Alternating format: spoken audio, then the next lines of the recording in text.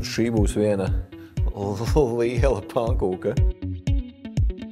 Sveiciens visiem lieldienās. Protams, lieldienās mēs arī gribam kaut ko saldu uzēst, un tāpēc es šodien pagatavošu austriešu pankūkas Kaiserschmarrn, kuras, protams, sastāvā ir olas. Pirmais, ko mēs izdarīsim, sadalīsim mums 3 olas. Mums vajadzēs atsevišķi baltumus un dzeltenumus. Olu dzeltenumiem pievienosim 1 paciņu vaniļas cukuru. Tad man šeit jau ir nosvērti 100 grami milti. Vēl mums būs vajadzīgi apmēram 100 ml piens.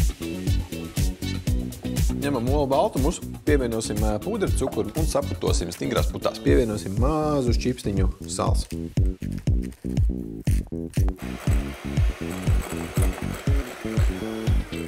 Tā, un tagad pavisam vienkārši mums te olu baltumi ir jāiejauc tajā otrajā mīklā.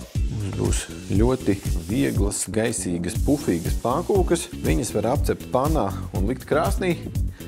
Ja nav krāsnes, var vienkārši lēnām cept uz pannas. Šīs te burvīgās pankūkas mēs cepsim viennozīmīgi nevis eļļā, bet sviestā. Gāžam iekšā. Saberam iekšā un metam riņķī.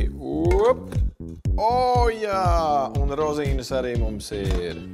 Šis ir bērnu brokastu prieks lieldienās. Liekam viņas uz šķīvja. Tava porcija.